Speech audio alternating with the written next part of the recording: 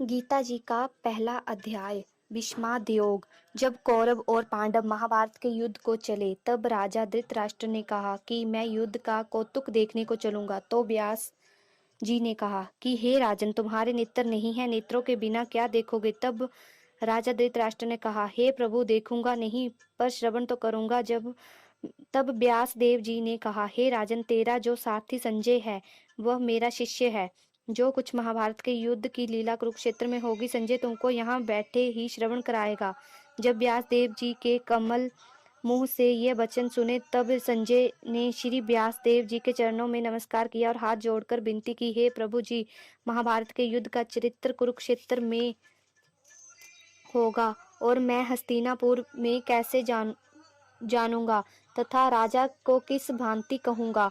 जब इस प्रकार संजय ने व्यास जी के आगे विनती की तो श्री व्यास देव जी ने प्रसन्न होकर संजय से कहा कि हे संजय, मेरी कृपा से तुझे यहाँ सब कुछ दिखाई देगा और बुद्धि के नेत्रों से सूझेगा। जब व्यास देव जी ने यह वर दिया तो उसी समय संजय को दिव्य दृष्टि प्राप्त हुई और बुद्धि भी उनकी दिव्य हुई। आगे अब महाभारत का कौतुक कहते हैं, सो सुनो। 7 अक्षौहिणी सेना पांडवों की और 11 अक्षौहिणी सेना धृतराष्ट्र के पुत्र कौरवों की, ये ही सेनाएं इकट्ठी होकर कुरुक्षेत्र में पहुंची। राजा धृतराष्ट्र ने संजय से पूछा, हे संजय, धर्म का क्षेत्र जो कुरुक्षेत्र है वहां मेरे और पांडु के पुत्रों ने क्या किया, सो मुझसे कहो। राजा का वचन सुनकर संजय बोला, हे राजा, तेरे पुत्र दुर्योधन ने पांडवों की सेना को देखकर अपने गुरुदेव द्रोणाचार्य के निकट जाकर विनती की, हे आचार्य, देखो तो पांडवों की सेना का समूह और सेना की पंक्ति कैसे भली भांति बनी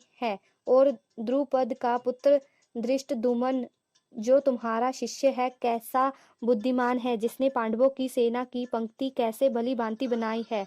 और जो पांडवों की सेना के मुख्य योद्धा हैं उनके नाम दुर्योधन द्रोणाचार्य को सुनाता है। इस सेना में गदाधारी भीमसेन, धनुषधारी अर्जुन और राजा युयुधान, राजा विराट, राजा द्रुपद, महारथी दृष्टकेतु, चेकितान और बड़ा बलवान काशी का राजा और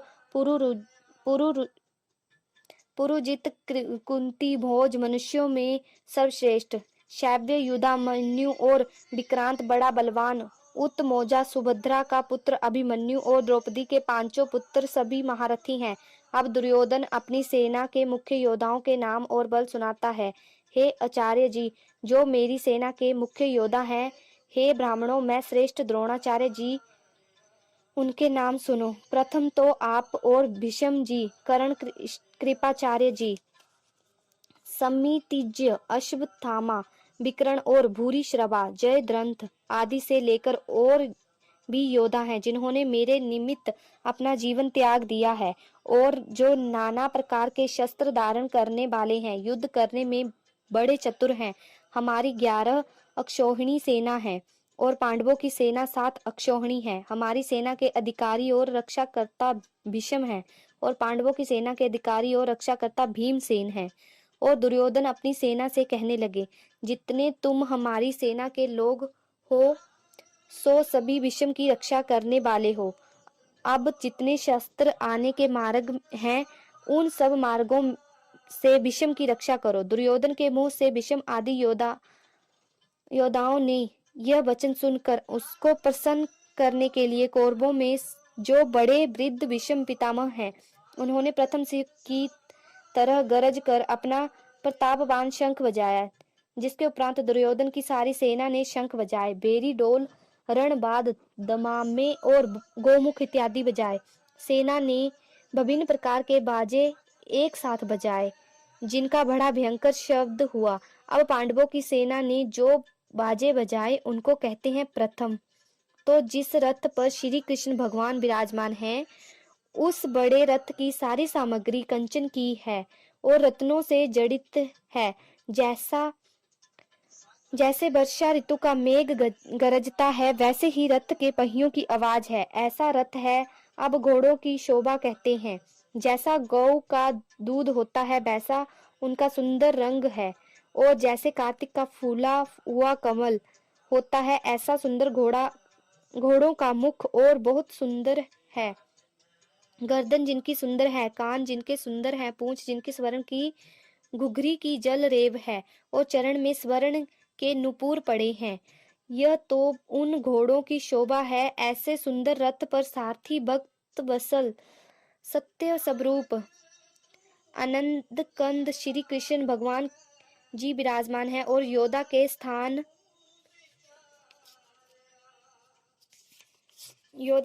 पर अर्जुन भक्त विराजमान है। उन्होंने भी अपने दिव्य शंख बजाए। प्रथम श्री कृष्ण भगवान ने अपना पांचजन्य नामक शंख बजाया और देवदत्त नामक शंख अर्जुन ने बजाया और पौड्र नामक शंख भीमसेन ने बजाया।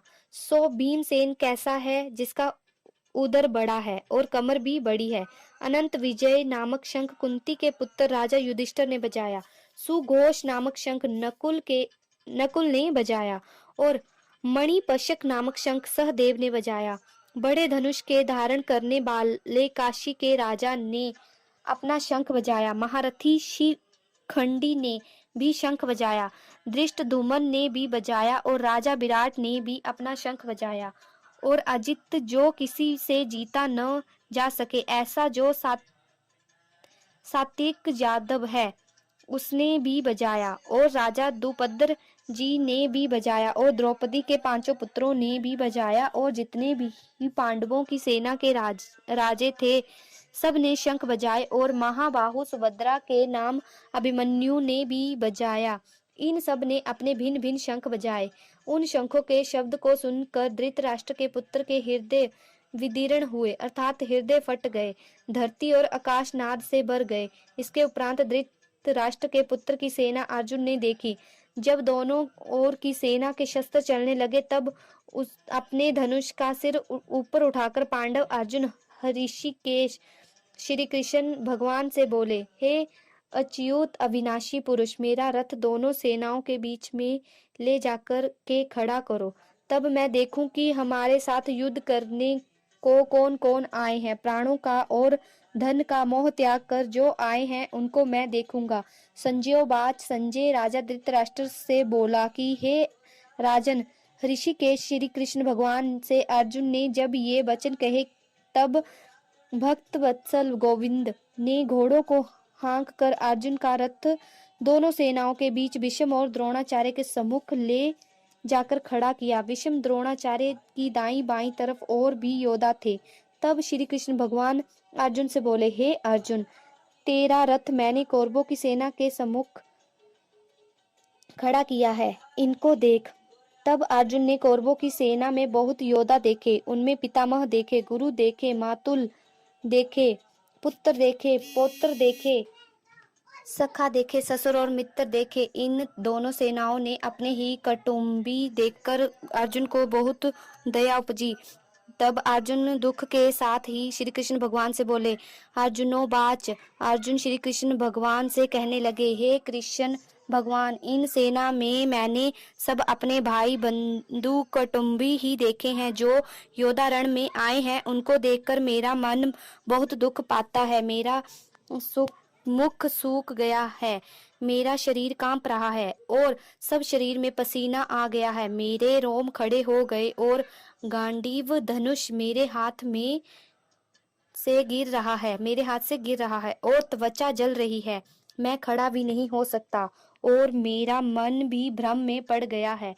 अब हे केशव, मैं शकुन भी बुरे देखता हूँ और मैं ऐसा निमित्त भी नहीं देखता। यह विपरीत युद्ध है। हे केशव जी, इस युद्ध में भाइयों को मारने में मैं अपना कल्याण भी नहीं देखता। हे श्री कृष्ण, मैं अपनी जय भी नहीं चाहता और मुझको राज्य की भी इच्छा नहीं है और न सुख की। हे गोविंद, ऐसा राज्य किस काम का है और राज्य के भोग किस काम के हैं, जिनके सुख में निमित्त कुटुंब के लोग को मारकर राज मिलेगा। वहाँ सभी कुटुंब के योद्धा लोग प्राण और धन के मोह को त्याग कर युद्ध में निमित्त खड़े हैं। सो ये कौन कौन है? गुरु है, पितामह है, पुत्र है, तात है, शबसुर है, पुत्र है, साले और संबंधी हैं। हे मधुसूदन, इनको मारने की मुझको इच्छा नहीं, इन पर मुझको बहुत दया आती है। हे धरती के धारण हारे श्री कृष्ण भगवान, मैं इनको मारकर त्रिलोक का राज्य पाऊं, तब भी मैं नहीं मारूंगा। भूमि के राज्य की तो बात ही कितनी है। जनार्दन की धृतराष्ट्र के पुत्रों को मारने से हमारा कल्याण नहीं, किंतु इन इसके विपरीत होगा। इनके मारने से हमको बड़ा पाप लगेगा। यद्यपि हम महापापी भी हैं तो भी मारने के योग्य नहीं हैं। प्रभु जी, यह सभी पूजने योग्य हैं और योग्य भट्ट हैं। मैं इनको नहीं मारूंगा। हे माधव, सजन, भाई, बंधु, कुटुंब, इनको मारने से हमको सुख कहाँ है, मुक्ति कहाँ। यद्यपि राज के लोभ में इनकी बुद्धि भ्रष्ट हुई है। ये धृतराष्ट्र के पुत्र जो कुल नष्ट करने से दोष उपजते हैं, जो कुछ मित्र के साथ कपट करने से दोष उपजते हैं, इसको नहीं समझते सो क्या। इनकी तरह मैं भी नहीं समझता। जो कुल के नष्ट करने से पाप लगते हैं, उन पापों को भली भांति जानता हूँ। अब जो पाप कुल के नष्ट करने से लगते हैं, उन पापों को अर्जुन भली भांति कहते हैं। हे जनार्दन, कुछ कुल का नाश करने से कुल के पुराने धर्म चले आए हैं, उनका भी नाश होता है। कुल धर्म के नष्ट होने से कुल की स्त्रियां दुराचारिणी हो जाती हैं। जिन स्त्रियों के वर्ण संकर संतान अर्थात प्राय पुरुष की संतान उपजती है, अब वर्ण संकर संतान हुई तब पिंड और जल पितरों को पहुंचने से रह गया, तो जिनके पितर स्वर्ग में गिर पड़ेंगे। इस कारण ये यदुवंशियों में श्रेष्ठ श्री कृष्ण भगवान जी, जिसने कुल को नष्ट किया, उसने इतने पाप किए जो यह सब पाप कुल का नष्ट करने वाले के सिर पर होते हैं। फिर वह मनुष्य उन पापों का फल क्या पाता है, सो सुनो। वह प्राणी सदा नरक भोगता है। न्याय शास्त्र में मैंने ये श्रवण किया है। अब अर्जुन पछताता है और हाथ को मल कर और फेर कर कहता है, हाँ हाँ देखो भाई, मैंने कैसा पाप का उद्यम किया था। राज्य सुख के लोभ में निमित्त अपने कुल का नाश करने लगा था। अब मैं अपने हाथ में शस्त्र न पकड़ूंगा और धृतराष्ट्र के पुत्रों के हाथ में शस्त्र होंगे और मैं उनके सम्मुख होऊंगा। वह मुझको मारेंगे, इससे मेरा कल्याण होगा। संजय धृतराष्ट्र से कहते हैं, हे राजन, अर्जुन ने यह वचन कहा, धनुष बाण हाथ से छोड़ दिया और शोक में मगन होकर बैठ गया। पहले अध्याय का महात्म्य।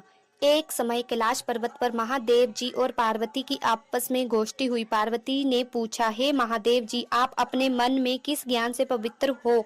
किस ज्ञान के बल से आपको संसार के लोग शिव कर पूजते हैं और आपके कर्म यह दिखाई देते हैं? मृगशाला ओढ़े, अंगों में शमशान की विभूति लगाए, गले में सांप और मुंडों की माला पहन रहे हो, इनमें तो कोई कर्म पवित्र नहीं। सो आप मुझे वह ज्ञान सुनाओ जिससे आप पवित्र हो।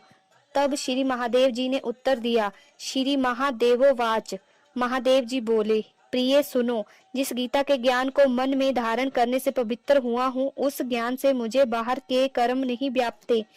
तब पार्वती ने कहा, हे भगवान, जिस ज्ञान की आप स्तुति करते हैं, उस ज्ञान के सुनने से कोई कृतार्थ भी हुआ है? तब श्री महादेव जी ने उत्तर दिया, इस ज्ञान को सुनकर बहुत जीव कृतार्थ हुए हैं और आगे भी होंगे। मैं एक पुरानी कथा सुनाता हूँ, तू सुन। एक समय पाताल लोक में शेषनाग की शैया पर श्री नारायण जी आंखें बंद कर अपने आनंद में मगन थे। उस समय भगवान के चरण दबाते हुए श्री लक्ष्मी जी ने पूछा, हे प्रभु, निद्रा और आलस्य उन पुरुषों को व्यापता है जो तामसी हैं। फिर आप तो तीनों गुणों से परे हो, श्री नारायण एवं वासुदेव हो। आप नेत्र जो बंद किए हो, ये मुझको बड़ा आश्चर्य है। श्री नारायण जी बोले, हे लक्ष्मी जी, मुझको निंद्रा आलस्य नहीं व्यापता। एक शब्द रूपी जो भगवत गीता है, उसमें जो ज्ञान है, उसके आनंद में मगन रहता हूँ। जैसे 24 अवतार मेरे आधार रूप हैं, वैसे ही यह गीता शब्द रूपी अवतार है। इसके 5 अध्याय मेरे मुख हैं, 5 अध्याय मेरी भुजाएं, 5 अध्याय मेरा हृदय और मन है, 16वां अध्याय मेरा उदर है, 17वां अध्याय मेरी जांघें हैं, 18वां अध्याय चरण हैं और जितने श्लोक हैं सो मेरी नाड़ियां हैं और जो अक्षर हैं मेरे रोम हैं। ऐसा जो मेरा शब्द रूपी गीता ज्ञान है, उसके भाव को मैं हृदय में विचारता हूँ और बहुत आनंद पाता हूँ। तब लक्ष्मी जी ने कहा, हे नारायण, जब श्री गीता जी का ऐसा ज्ञान है तो उसको सुनकर कोई जीव कृतार्थ भी हुआ है। तब श्री नारायण जी ने कहा, हे लक्ष्मी, गीता ज्ञान को सुनकर बहुत जीव कृतार्थ हुए हैं, सो तू सुन। श्री नारायणोवाच, शूद्र वर्ण का एक प्राणी था जो चंडालों के कर्म करता था और तेल लवण का व्यापार करता था। उसने एक बकरी पाली। एक दिन वह बकरी चराने के लिए जंगल गया और वृक्षों के पत्ते तोड़ने लगा। वहां सांप ने उसको डस लिया। तुरंत ही वह मर गया। मर कर उस प्राणी ने बहुत से नरक भोगे, फिर बैल की योनि पाई। उस बैल को एक भिक्षुक ने खरीद लिया। भिखारी उस बैल पर चढ़कर सारा दिन मांगता फिरता। जो कुछ भिक्षा मांग कर लाता वह अपने कुटुंब के साथ मिलकर खाता। बैल सारी रात भर द्वार पर बंधा रहता। उसके खाने पीने की कोई खबर न लेता। कुछ थोड़ा सा भूसा उसके आगे डाल देता। इस प्रकार कई दिन बीते तो एक वह बैल भूख का मारा गिर पड़ा, मरने लगा, पर उसके प्राण नहीं छूटते थे। तब नगर के लोग देखते, कोई तीर्थ का फल दे, कोई व्रत का फल दे, पर उस बैल के प्राण न छूटते। एक दिन एक गणिका आई। उसने लोगों से पूछा, यह भीड़ कैसी है? तो उन्होंने कहा, इसके प्राण नहीं छूटते, अनेक पुण्यों का फल दे रहे हैं तो भी इसकी मुक्ति नहीं होती। तब गणिका ने कहा, मैंने जो कर्म किया है उसका फल मैंने इस बैल के निमित्त दिया।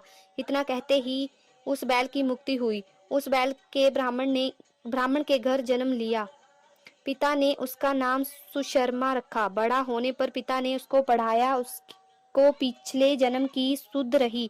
उसने एक दिन मन में सोचा कि जिस गणिका ने मुझे बैल की योनि से छुड़ाया है उसके दर्शन करूं। विप्र चलता चलता गणिका के घर गया और कहा, तू मुझे पहचानती है? गणिका ने कहा, मैं नहीं जानती, तुम कौन हो? क्योंकि तुम विप्र, मैं वैश्या। तब विप्र ने कहा, मैं वही बैल हूँ जिसको तुमने अपना पुण्य दिया था, तब मेरी मुक्ति हुई थी। वह अब मैंने विप्र के घर जन्म लिया है, तुम अपना पुण्य बताओ। वेश्या ने कहा, मैंने अपनी याद में कोई पुण्य नहीं किया, पर मेरे घर एक तोता है, वह सुबह कुछ पढ़ता है, मैं उसके वाक्य सुनती हूँ, उसी पुण्य का फल मैंने तेरे निमित्त दिया था। तब उस विप्र ने तोते से पूछा कि तू सवेरे क्या पढ़ता है? तोते ने कहा, मैं पिछले जन्म में विप्र का पुत्र था। पिता ने मुझे गीता के पहले अध्याय का पाठ पढ़ाया था। एक दिन मैंने अज्ञानवश गुरु का अपमान किया। तब गुरुजी ने मुझे श्राप दिया कि तू तोता बन जा। तब मैं तोता बना। एक फंदक पकड़ कर ले गया। एक विप्र ने मुझे मोल लिया। वह विप्र भी अपने पुत्र को गीता का पाठ पढ़ाता था। तब मैंने भी वह पाठ सीख लिया। एक दिन ब्राह्मण के घर कुछ चोर आए। कुछ धन प्राप्त न हुआ, सो मेरा पिंजरा उठा ले गए। उन चारों की यह गणिका मित्र थी। मुझे इसके पास ले आए, सो मैं नित्य गीता जी के पहले अध्याय का पाठ करता हूँ। ये सुनती है पर मैं पढ़ता हूँ। इस गणिका की समझ में नहीं आता। वही पुण्य तेरे निमित्त दिया था, सो श्री गीता जी के पहले अध्याय के पहले पाठ का फल है। तब विप्र ने कहा, हे तोते, तू विप्र है, मेरे आशीर्वाद से तेरा कल्याण हो। सो हे लक्ष्मी। इतना कहने से तोते की मुक्ति हुई। उस गणिका ने भले कर्म ग्रहण किए, नित्य प्रति स्नान कर गीता के पहले अध्याय का पाठ करती। इस तरह भले विप्र, क्षत्रिय, वैश्य सभी उस वेश्या की पूजा करने लगे और विप्र अपने घर को गया। श्री नारायण जी ने कहा, हे लक्ष्मी, जो कोई भी गीता का पाठ करे या श्रवण करे उसको भी मुक्ति मिलेगी। यह पहले अध्याय का महात्म्य मैंने तुमसे कहा। जय श्री कृष्ण महाराज।